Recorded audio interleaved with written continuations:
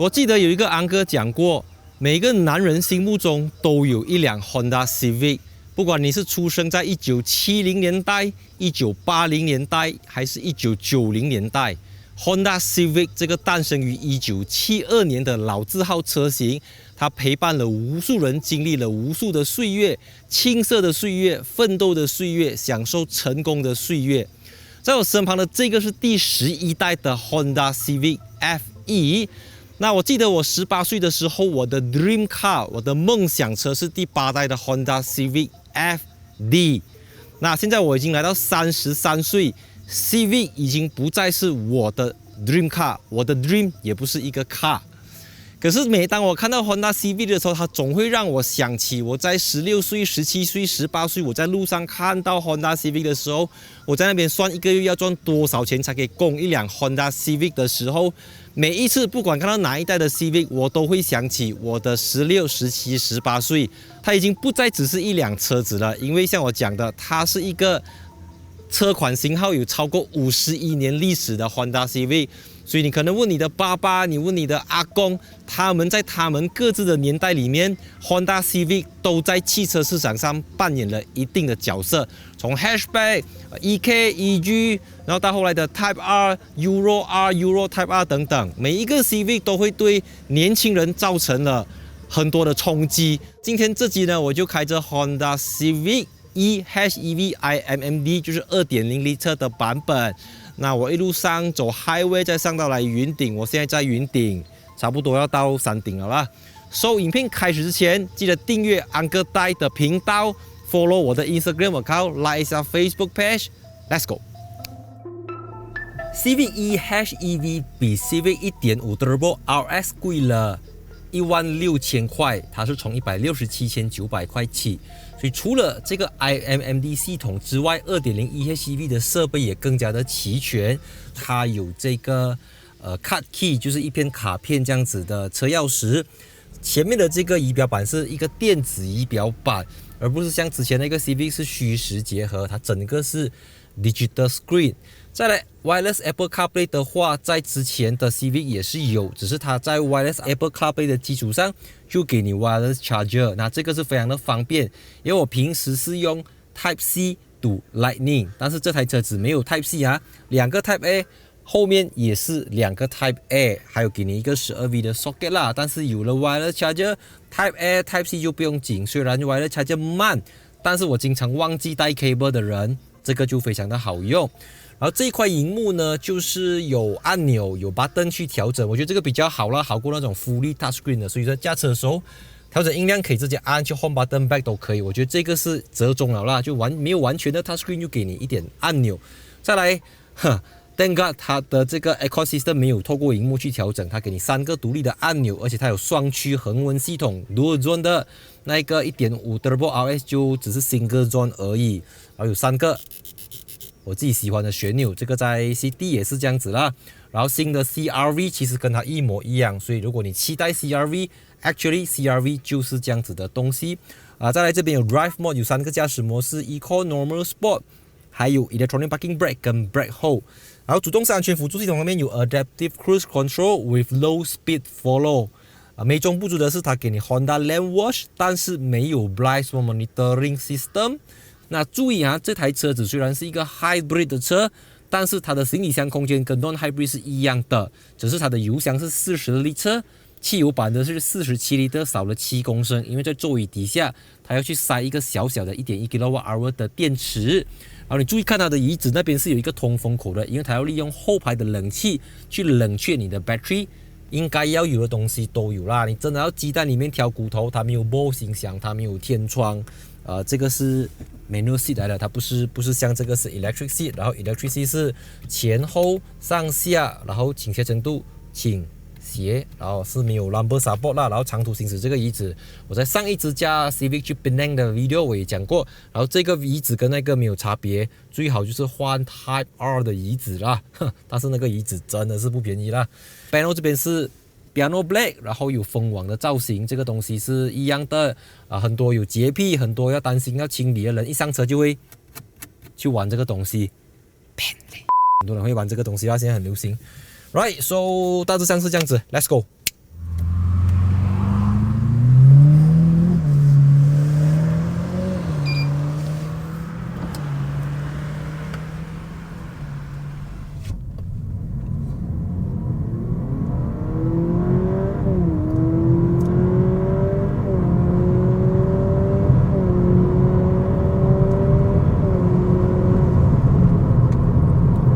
这是我开过最好开的 Honda Civic， 也是我开过最文明的 Honda Civic。它是最新的 Honda Civic 2.0 Liter eHEV iMMD， 它的最新售价从167,900块起，也就是比1.5 Liter Turbo RS 版本的 Honda Civic 贵了16,000块。但它最大的卖点呢，就是1个 Liter 能够走25公里。当然这个是官方油耗啦，所以它的油缸是40 Liter， 我们拿40 Liter 来乘以25公里，所以在官方油耗上面，你打满缸是能够走到1000个 km 的。那我刚刚取车的时候呢，系统显示就根据上一个驾这辆车的人的油耗，他一共走了680个 km。这个是在市区行驶啦，所以在市区行驶1个 liter 可以去到19.5、19.6等等，我觉得这个也是相当的了不起了的啦。对于一个车重接近1500公斤的 C segment 轿车来讲，我觉得这个油耗数据真的是非常的棒。当然你可能会想，这个车子比1.5 Turbo 贵了16,000块。如果你一共只驾了5年的话，这个16,000块除以5年60个月来讲，你每个月需要给多266块。那你就会讲了，我驾这辆车子，我能不能够省回266块的油钱？这个在马来西亚应该只有马来西亚人会这样子去思考这件事情，因为我们的油是整个亚太区里面算是最便宜的啦。我们不要拿文莱来比啦，我在文莱更便宜。其实一直以来 Hybrid 呢，它主打的东西是它的 efficiency， 就是每1 liter 的油你可以走更远，然后车子更安静，更加的 smooth， 然后降低这个废气的排放对整个环境的影响等等。但可是因为马来西亚呢，我们追求的是动力，什么东西都要看有没有 turbo， 马力多少，扭力多少，0到100多少。那对我们来讲，环保这件事情是欧洲人的事情，是日本人的事情，是其他国家人的事情。总之，全世界地球毁灭了，马来西亚还会有油给你打，还会有1个 liter 2块05分的油给你打。所以变成当 Honda Malaysia 要推 Hybrid 的时候，就遇到了不小的这个障碍，因为大家不能够真的是心平气和静下来的去了解 Hybrid 它的好处是什么，或者它的坏处是什么，而是一想到 Hybrid 就会想到我换1 litre battery 要多少钱。Right， 它给你8年unlimited mileage 的这个 battery warranty，然后换 battery 的价格也列出来了，就不像大家坊间传哇换1 litre battery 要50千、100千这样子，它没有到这么贵，而且你不需要整个换掉了。我的意思是，所以大家在乎的反而不是 hybrid 的东西，但是 Honda Malaysia 毕竟虽然是打开门做生意，不过他们还要跟着 Honda Japan、Honda 全球的战略，所以他们必须要去推这个 eHEV， 即便它只占了比如说 CD 的话，它只占了 CD 销量可能10到20%，那 CV 的话，我相信也不会占很高的百分比，大家都是会选择1.5 Turbo 多过它，但它还是有它存在的必要，因为这个能够去体现 Honda 在 Malaysia 的一个技术含量最高的一个车子。所以为什么我讲它是最好开的 Honda Civic？ 因为当我每一次在静止加速，在红绿灯点油走的时候，我都觉得自己在开着一辆电动车，一个不需要去找充电桩，不需要在家里充电，不需要在外面充电，不需要担心电池没有电的充电车。Right， 就不需要充电的车，所以你可以利用这个 2.0 liter 4气缸的 Atkinson Cycle 自然进气引擎去帮助它的电池充电。所以在英国市场，他们会直白的说叫 self-charging 的 electric vehicle。所以它在 HEV， 它不是 PHEV， 它不需要 plug in， 它当然也不是 BEV， 因为它的这个电池只有 1.1 个 kWh。PHEV 的电池通常是9个 kWh 或者11 kWh， 那BEV 的话需要40 kWh、60 kWh、100个 kWh， 所以你就把它当成是一个有引擎的电动车，自带发动机的电动车。Civic eHEV 呢，我们讲回动力啦，它单单是摩托就能够产生出184个 PS 跟315个 Nm， 这个动力数据已经是比 Model 还没有讲引擎啊，已经是比那个 1.5 Turbo 的还要来得强劲，而且它的电动车的315 Nm 啊，它是 Instant Torque 啊，它来的时候是它不会输过 Turbo 啦，我可以这样讲。而且那个 Turbo 是 CVT， 它是 eCVT， 它又更加的简单它的传输效率等等，我觉得会更加的直接。So， 它的引擎就不是很重要了，因为它的这个引擎可以提供143个 PS 跟189个 Nm， 然后只有当你去到高速，可能是过了80、过了60、100多过后，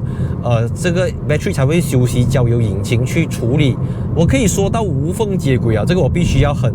给 Honda 一个掌声因为我很早时候我试过 Honda 的 IMA， 到后来的 IDCD， 到现在的这个 IMMD， 所以每一次的升级呢，都针对过去的一些不足去补充、去补足、去修改、去修缮它，让它更加的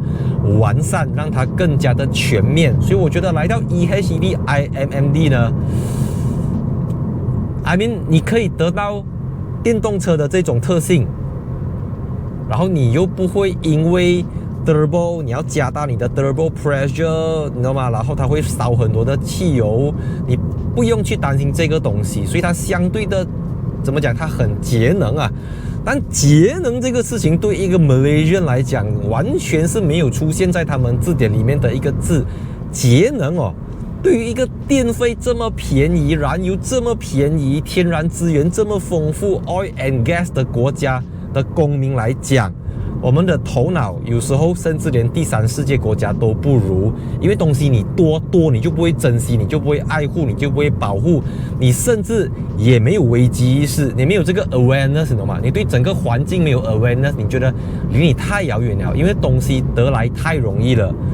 所以每次讲到 hybrid 呢，它完全已经不是什么动力、扭力、价钱、油钱等等，它是一种 concept， 它是一种意识，一种概念。就好像我印象中我经常去德国，那我在欧洲或者我在德国来讲，很多的 car park 在没有人没有车的时候它是关掉的，然后什么走廊很多 building 只有当人走过或者当车经过，它的 sensor 感应到那个地方的灯才会亮。可是在马来西亚很多 car park， 整个 car park 可能过整个大半夜没有人， B1、B2、B3、B4 的 car park 一辆车都没有，一个人都没有，它都是开着那个灯，开着365天24个小时，一个星期7天都一直在开着它，因为有人 care， 因为电费很便宜，对不对？有时候当你来到一定的收入阶层当然167,900块不是人人都买得起的一个价位，它大概中产阶级或者什么 T20这种一个月收入可能要我不知道5000、8000或者1万左右，你才可以去考虑这台车子，所以它有一定的门槛让你去接触到这个 hybrid。如果你不要 2.0， 你可以买 EHEV hybrid 那个大概120多千就有。当然那个一点因为它的引擎真的是太小了，所以每次引擎在你懂吗？在帮电池充电或者引擎在拉高转的时候，那个声音会比较大声一点，它会影响整个驾驶体验啦。那 Civic 就没有这个问题，因为这个 2.0 Liter Atkinson Cycle 它相对来的从容淡定，它单独是这个引擎的动力都已经足够驱动这台 Civic， 更不要讲再加入一个有315 Nm 的 Electric Model， 这个是非常了不起的。即便它的车身重量1455公斤，比 1.5 Turbo RS 的重了83公斤，它的0到100只要 7.9 秒还是 7.6 秒总之它就是比这个 Civic 1.5 Turbo 还要快了 0.6 秒，重了83公斤还要快 0.6 秒。它的315 Nm功不可没。它会不会输 Turbo？ 它绝对不会输 Turbo。它在给你一种 Turbo 的加速感的同时，它相对安静，整台车子很文明，整台车子很斯文，真的是很好。我觉得真的，如果你不介意这个16000块，不要考虑 Turbo， 直接拿 2.0 EHEV， 你可以得到除了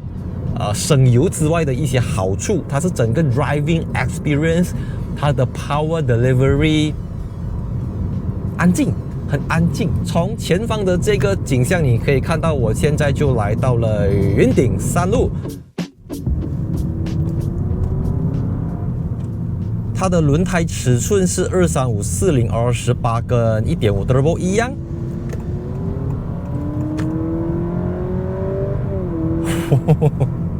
它的这个 Active Sound Control 啊。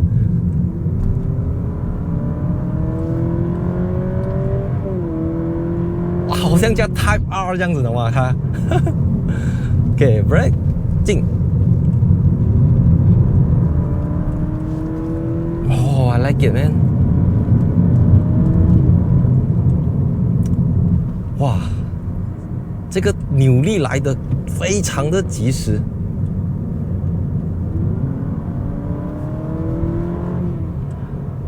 我觉得 Honda 很聪明的利用这个 speakers， 它的 active sound control 去制造一个声音，去 cover 掉它可能引擎高亢这件事情。当然，我们在 Sport Mode 你会听到这么高亢的这个引擎声浪啦，只是当你在你知道吗？车流量比较多的时候，你走停，你就觉得这个声音有一点 lebay 了。你看它太多了，你看。然后因为 EHEV 你是看不到 RPM 的，所以你只能够靠想象的去猜你的引擎到底在多高转多少的转速这些东西猜。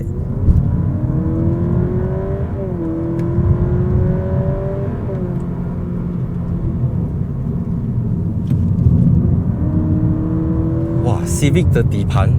够硬啊！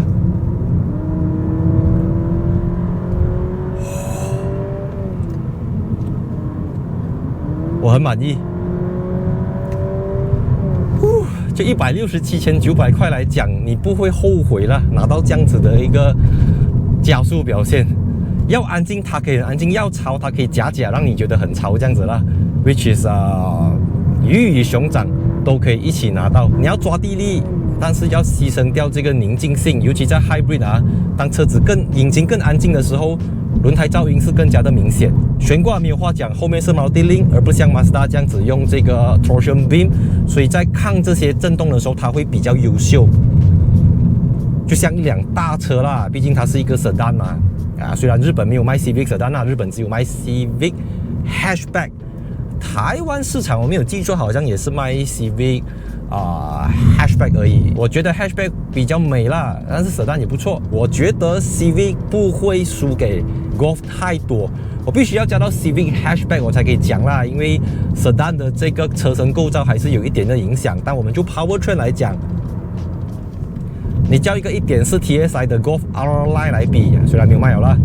它不会输血，真的是别输血。我觉得这一代的 Honda Civic 它很 Continental Car， 它的这个 Steering 它的转向力度它调到很像欧洲车，很像德系车这样子的这个东西。然后因为有这个 EHEV 的帮忙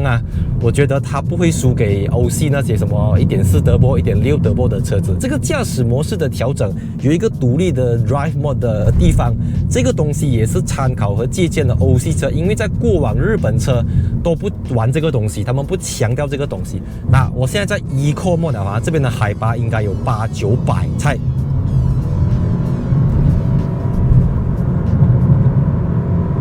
哇 ，Eco Mode 照样打包，都不用去到 Sport Mode 的嘛。你在 Eco Mode 这个电动马达就会去帮助你达到你要达成的这个目标。那 Honda Civic 在马来西亚某几个月的销量可以说是占了 C segment 的 74% 以上。整年来看 ，CV 已经是接近70-80% 的这个市场占有率，所以在马来西亚 C segment 市场就是 CV 就是 C segment 市场，它一个 CV 一个车型就打包了整个。Corolla 不是它的对手啦，不过之后 Corolla 如果出一些特别版、加强版，可能才会跟它 fight。但是 Civic 是 CKD 在 Aigo 组装厂。CKD 本地组装，那奥迪是进口的 ，Mazda 3是进口的 ，Ford Focus 没有卖了，Mitsubishi Lancer 不懂去哪里了，然后你想不到了 ，C segment 没有人要卖 C segment 了，Nissan 也不要卖 C segment 了，所以 C segment 是 D segment 也是没有了，因为 Honda 已经宣布下一代的 Accord 不会来 Malaysia 了。上坡我就去 Sport Mode，OK， 这边没有，可以猜。Man，silky smooth。轻轻松松，你不会觉得引擎有负担，你不会觉得上气不接下气，整个东西是 everything under control。但它还是一个前轮驱动啦，它不是后轮驱动，所以有时候你在 brake， 你在加速的时候，你的整个 weight balance 你要一点时间去抓它，然后 understeer 也是当然会有，不过你的油门控制你自己阿嘎一下啦，你不要给它丢太多。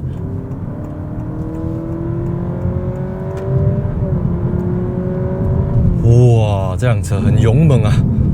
很凶猛啊！它是一个披着羊皮的狼，看它哇，绿色环保，蓝色的 logo 好像很好欺负这样，是不是？可是当你去到 Sport Mode， 在高海拔的时候，当人家都在那边啊 ，NA 接不到手，吸不到气，或者是 Turbo 在那边 lag 的时候，它就这样咻就上去了。OK， 我们来到了 one of the 最陡的山坡。OK， 踩。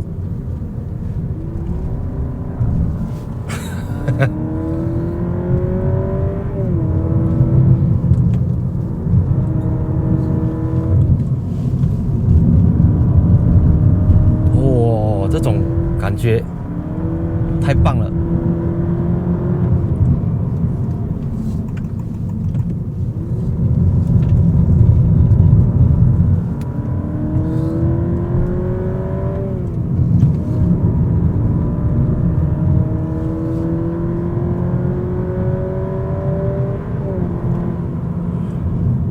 当我 push 到这么凶的时候，它1个 liter 可以走12.5公里，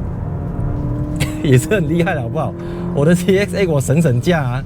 ，1个 liter 也是8、9公里而已。做歡樂嘅時光過得特別快，又係時候講拜拜。我是戴主义，喜歡我的影片記得分享、按讚、訂閱 ，follow 我的 Instagram， 我 cover like 一下 Facebook page。然後我相信這台車子已經 launch 了這麼久，一定有很多 EHEV 的車主，也歡迎留言，到底1000公里你們能不能夠做到700，能不能夠做到800，能不能夠做到900？歡迎讓我知道。那我自己是不能啦，因為我這樣子駕車怎樣做到1000哦？如果我現在18、22，我真的會把這個車當我的 dream car 啦。把安哥現在老了，懂嗎？安哥現在要7 seater 啊，沒有力不用緊啦，192匹就192匹啦，lag 就 lag 啦，吃油就吃油啦 ，I don't care 啦。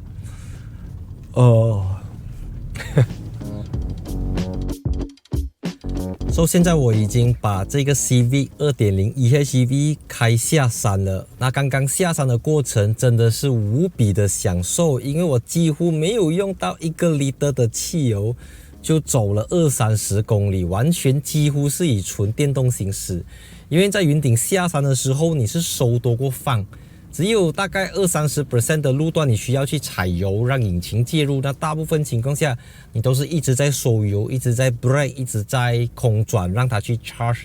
它的 battery。所以剛才這一段，我真的覺得自己在開着一個電動車了。你不信，你來看我的這個油耗，可以看到啊。1個 liter 可以走57.8個公里。當然，我們拉長補短的話，不可能所有都是這樣子啦，只是純粹在下山。而且因為現在外面的氣溫是23度啊，在雲頂，而且又下着雨，所以我不需要開着冷氣，就可以達到這麼驚人的一個成績。它反而在下山的樂趣還多過上山，因為上山你知道嗎？就是踩，然後給它的扭力跑出來，這樣罷了。可是下山的樂趣，這種省錢節省的樂趣、節能的樂趣是一般人體會不到的啦。所以就是這樣子。